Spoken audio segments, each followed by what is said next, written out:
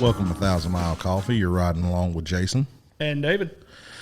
On this trip, we're going to be starting out with the surviving your first year. And this is going to probably drag out and be long, and it's going to be broken up into multiple trips. There's just so much to cover. Yeah, and on this one in particular, we're going to cover your orientation. Looks like, okay, you've gotten out of trucking school. You've obviously picked a company. Now you're going to have to go through orientation and training. That's what we're going to try to cover on this trip today is what to expect through orientation and going out with a trainer. Just to forewarn y'all might hear a little background noise. We are at our shop right now, and we've got in the shop part of the building, they're working on trucks. So you might hear a little background noise, and we're probably going to have a few squirrel moments, so to speak, where we venture off subject, and just be patient with us. We will recalculate and get back on track, but yeah, you're just going to have to go along with that journey with us. If we do that, which we probably will. If I know. There's no if about that. We will. Well, yeah, you're right. Okay. Anyway, all right. Let's start out with orientation, because obviously you've got your license. You've decided to go with a company. Whether, on our last trip we talked about paying out of pocket versus going through a company contract, and there's such as that. Yeah. There you go. If you go to a company contract, then obviously you know where you're going. And if you go out of pocket, you've got more of a free reign. But all orientations are pretty much going to be the same. Wouldn't you agree? Yeah, your first day, you're going, and I will tell you this, throughout orientation, by about the third or fourth day, you're going to want to pull your hair out just from the mundane and everything else. But at the same time, they're going to be teaching you a lot of stuff that you do need to pay attention to. Yeah, first off, let's talk about the transportation to get there. With my company in particular, it was an hour and a half from the house, so I just drove there. The one of the other companies I went to was in Ohio. They got me a rental car to go up for orientation. But most likely, with you being such a new driver and you coming to a bigger company, you're most likely going to be getting a bus ticket. Yeah, the company's going to go with the cheapest route possible, and there's nothing wrong with that. As long as you get there, that's all that matters. Another thing you're going to do, normally in my experience, is day one was, your drug test, your DOT physical, your new hire paperwork, your so-called, application, W-2, tax form. So much paperwork. Oh, God. Your hand will be hurting. It reminded me a lot of when I bought my house. All the paperwork. That's what'll happen. It is not fun. You're going to sign your name about 30 times. By the end of it, they will own you, your house, your car, your firstborn. Even if you don't have a firstborn, they're going to own you, your house, your first car. Your first car. Let me read one. Your first car. Oh, God. A 1981 Chevy Custom 10. Yeah, that's a good truck. Okay, see, yet again, squirrel moment here. Squirrel. I was about to say 89 Ford Aerostar here. So that was the rolling death trap, okay? It was not a death trap, okay? Dude, I could saw the steering wheel from 10 to 2 and keep in a straight line. It was shot. It lasted 2 years. I paid $700 for it. Okay. All right. Recalculate here. We're going to get back on topic.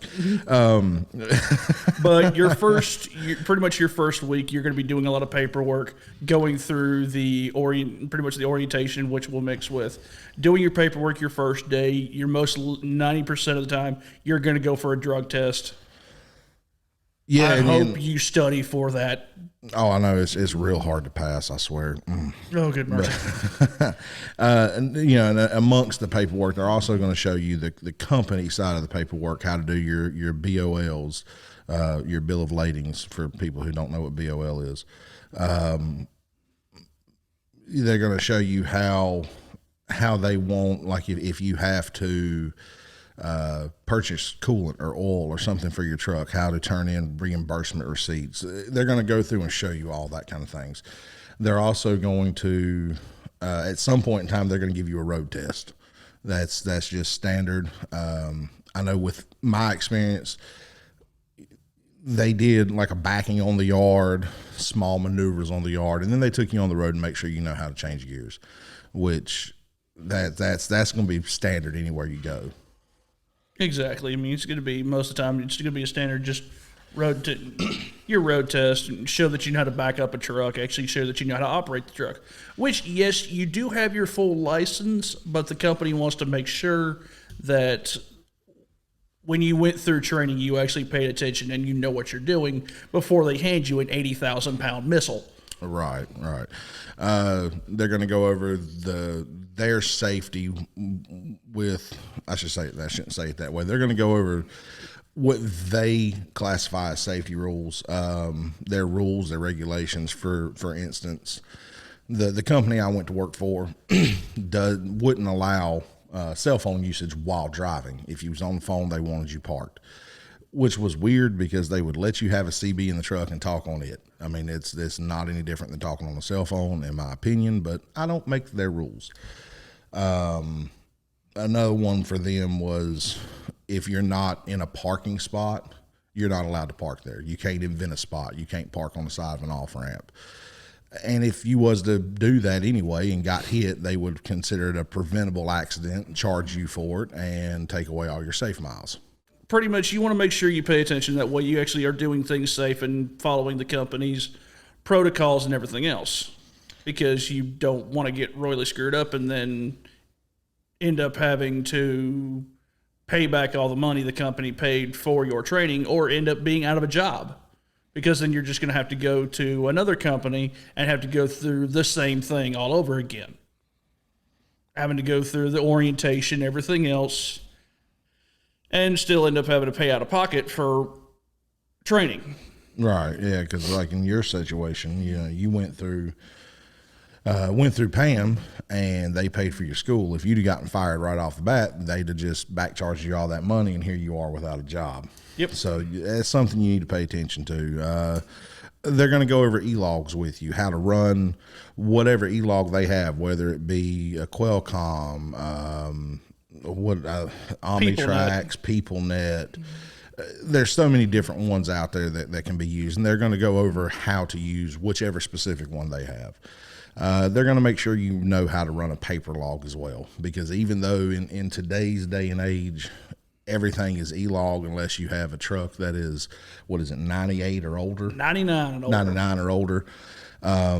But if, it's still electronic, things happen. If it breaks, goes down, you've got to know how to run a paper log. You got to keep paper logs with you. And they're going to teach you and tell you all that, and just make sure, even though with the school we went through, they showed us how to run paper logs. But they're going to still make sure that you're doing it correctly. And on the side note for the paper logs, this goes on to, I know a lot of the old timers will understand this, neatness is key. Because just because your e-log is down, you're running a paper log, you've never run a paper log before, the officer's not going to give you any leniency.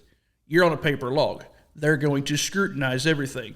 If your lines are neat, clean, your writing, your handwriting, everything is clean and neat, it can easily be legible, the officer is going to more likely kind of scroll through it fairly quickly. Now, there are going to be some officers who scrutinize and go through every single line, but 9 times out of 10, at least with my experience running a paper log, they see it's clean, neat, and clear. They're just going to go through it real quick going, okay, he knows what he's doing. Everything looks good. Well, to add on to that, when it is neat and clean, they don't have to pay as close attention, in my mind. Whether they do or not, I don't know. But, and all that is what, a 25, 50 cent little 6-inch ruler that you can get anywhere, Little 50 cent ruler and a good quality pen, a good quality ink pen. And well, never mind. I'll say it. I'm left-handed, so I got to be careful with what pens I write with. Make sure you don't smear the ink. If the company gives you all this, is here's a pen, and it's a gel pen. I can't write with gel pens. I'm left-handed. It just smears across as I go. So it's all that you just want to be careful with. They're going to give you a phone number, and you keep that number because that number is going to be a direct line to your log department. Because if that Qualcomm goes down, you're required to keep 7 days of your past log. So you have to call them, hey, my log went down, I'm going to paper log, shoot me the last 7 days. They'll either fax it, email it to you. If it was me, I would request for 8 days just to be on the safe side if you was to come across the one DOT officer who wants to be a pain in the butt. But getting back onto phone numbers, that's one thing that you're also going to receive during orientation is you're going to get a packet. Most of the time it's a manila envelope or some sort of folder that's going to have the business cards, the little tri-folded pamphlets and everything else, but it's probably going to have a card in it, your standard size sheet that's going to have all the phone numbers in it. Yeah, phone numbers, just Do safety. not lose that card, or otherwise you're going to be sitting here calling your buddies going, dude, what's the number for this again? I can't remember. But you know what? You know what? Those cards are terrific unless you lock your keys in the truck with everything else at 3 a.m. Yeah, that card did me no good. So try to memorize at least your dispatcher's number. You know, in today's age of cell phones, how many people can tell you what somebody's phone number is? I talk to this fool every single day, and I couldn't tell you what his phone number is because it's programmed in my phone. I can't remember your phone number, but I remember my brother's old home phone. Most of my family's phone numbers I remember. I can't remember yours. 727-7771. Wasn't that your home phone number? Nope, 767. Hey, I was close. 222. You know, well, damn, I was way off. A little bit, yeah.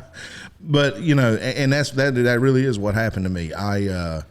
It was like my third load, and I showed up to IKEA at 3 a.m. for a delivery, got out of the truck, backed into the dock, went inside to check in, and locked the door with my keys in the truck. My cell phone was in the truck. Everything was. I couldn't. That's why I say remember your phone numbers if you can. If you cannot remember your phone numbers, here's one thing you can do. 9 times out of 10, if you're getting out of your truck, if I know anybody, they always take their wallet with them. Or you always have your wallet, or you keep your spare key on you. But before you shut your door. Now, this is things that you wish you had known, isn't it? Yeah. Oh, yes. This is the reason why we're doing this Okay, show. hold on. First off, in my defense, it was 3 a.m. I slept on site. I had just woke up. I was still in my gym shorts and a T-shirt. You know, in my defense, which I ain't. Ladies and gentlemen, I have seen that. It is not a pretty picture. Yeah, thank you. But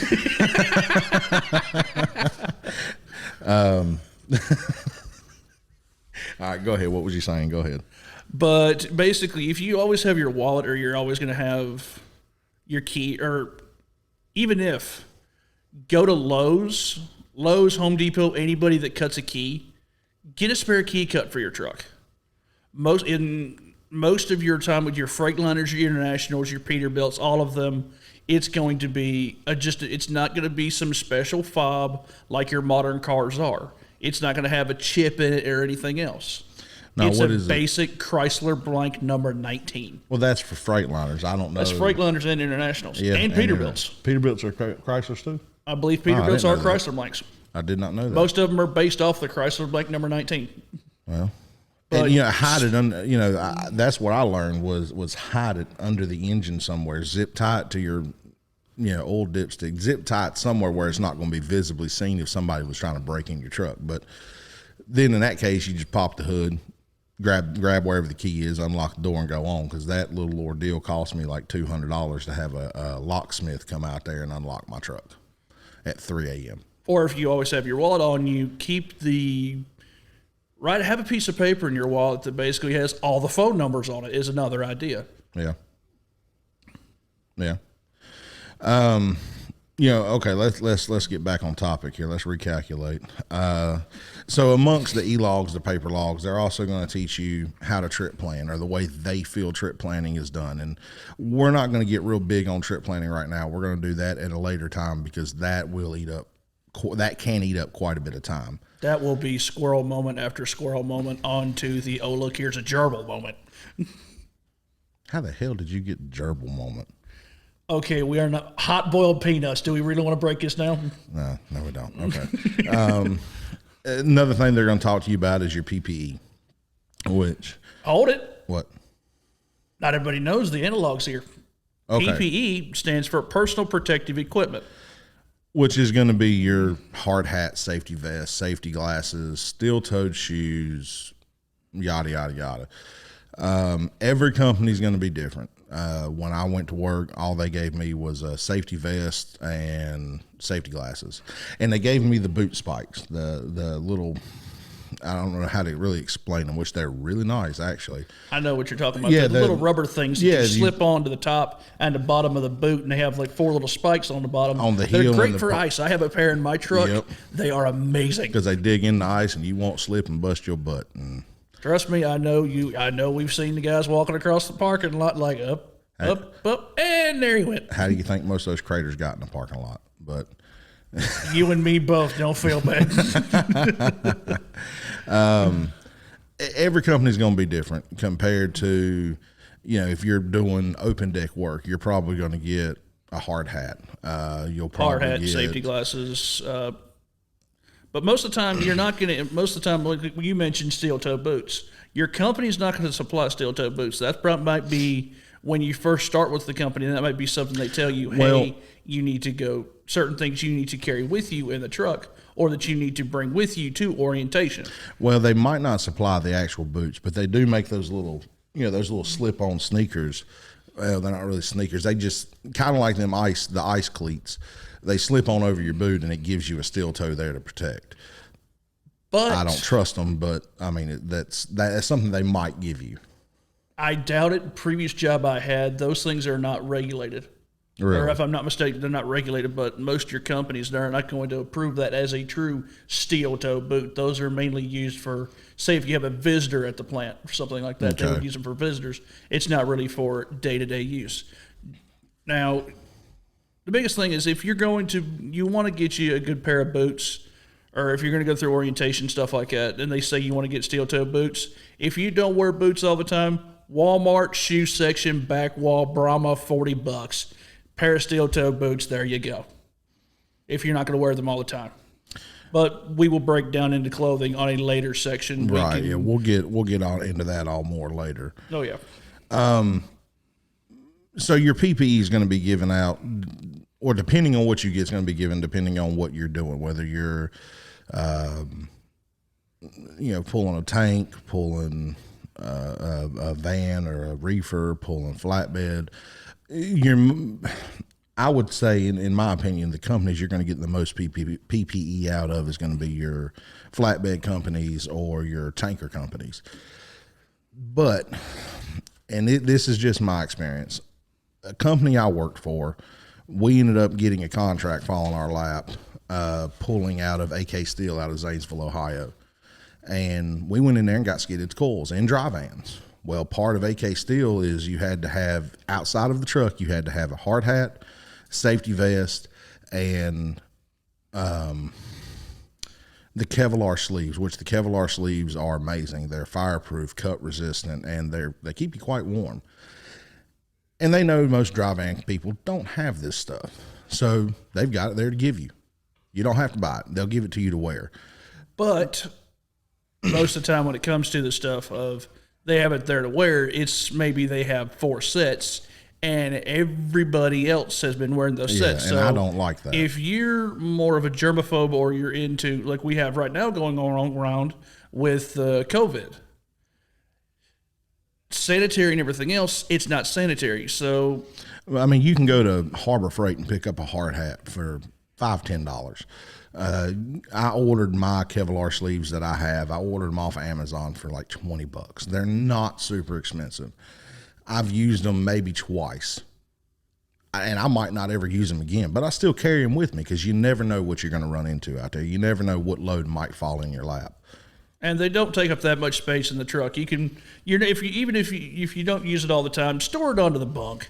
Just throw it under there. It's not going to hurt anything. That's where my hard hat, Kevlar sleeves, all that stuff's under the bunk. Yeah.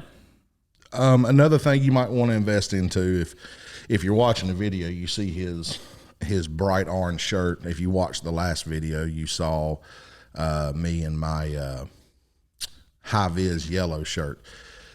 Sometimes a lot of companies that want that PPE, if you're wearing a shirt like that, whether it's the high vis safety orange or the safety yellow, they're fine with it. Then again, you'll come across some who want the reflective strip, so then you still have to put the vest on. It's just little things you can buy that'll help you out.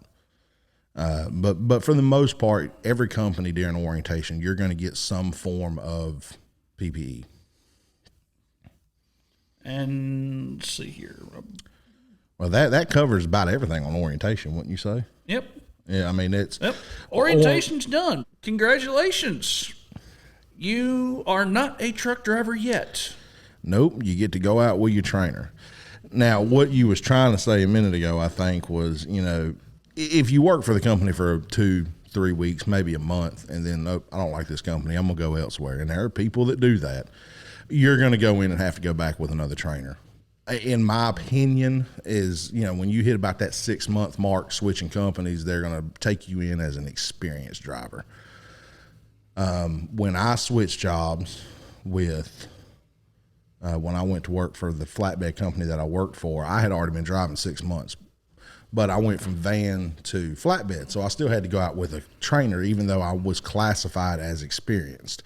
They didn't make me do the extra orientation of the road tests, the backing, the tarp folding, the such and such and such. They just let me do that with my trainer. Yeah, when I switched companies, I went from PAM, I went to a different company, and I still had to go, with a trainer. I'd been driving for 8-9 months at that point, but I still had to go with a trainer because their company does stuff differently. Don't be surprised, even if you have a year, 2 year, 5 years experience, they might send you out with an experienced driver for a couple days just to figure out how their company does stuff on paperwork, the shippers, receivers for local stuff. Don't be surprised. Yeah, your trainers, when you're starting out, you're going to go out with a trainer for anywhere from 1 to 7 weeks. The company I worked for, I was with a trainer for a week.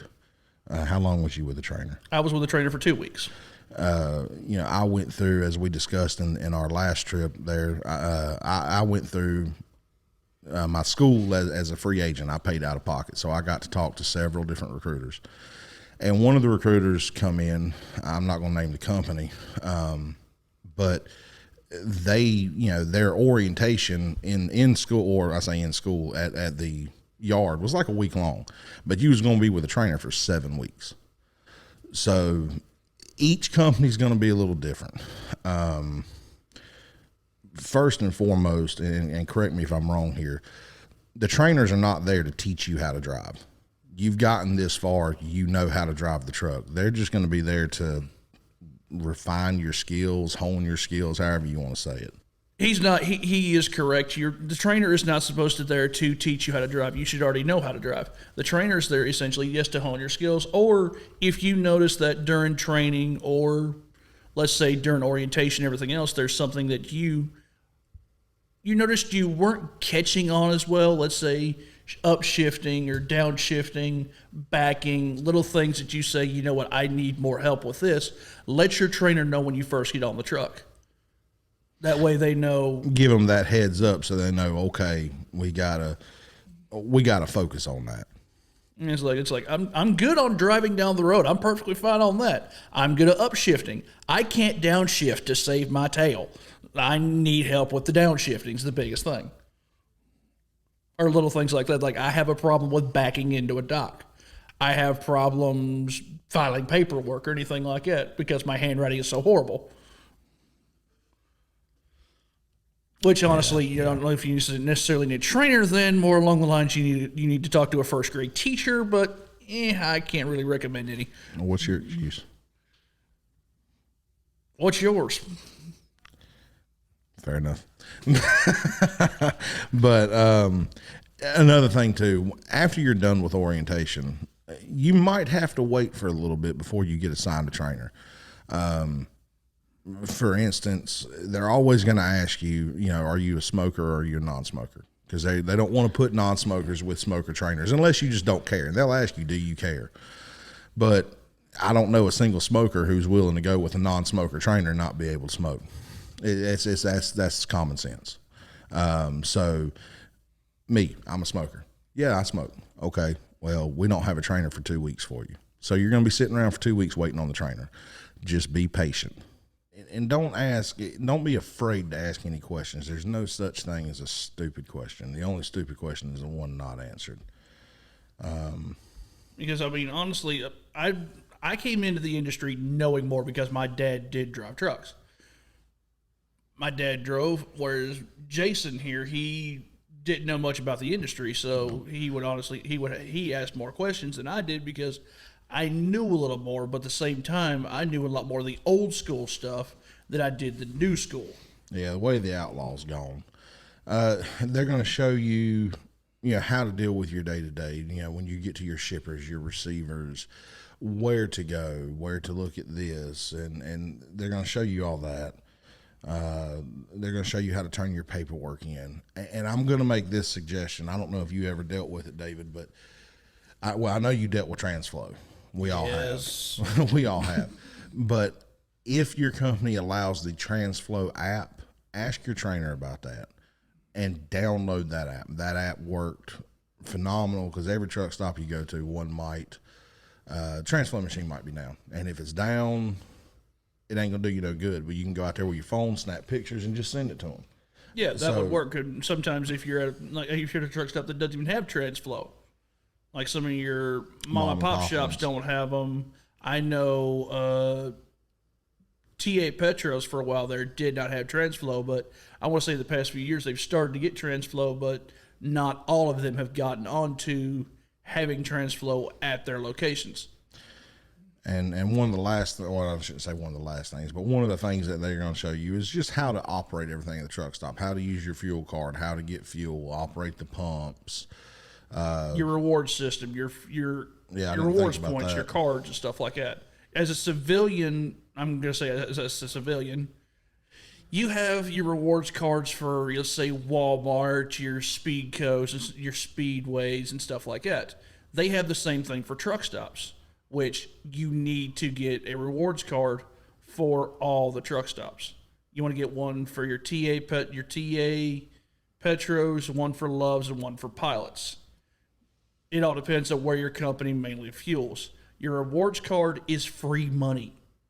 That's exactly what it is, free money. Well, it's not just for the free money. I mean, but for every, I think they've upped it to 60 gallons now, but for every 60 gallons of fuel, you get a free shower that don't cost you any money out of pocket. And so they're going to show you how all that works. Once all that is done, you get the green light, you get the thumbs up from your trainer. Now you will be issued a truck.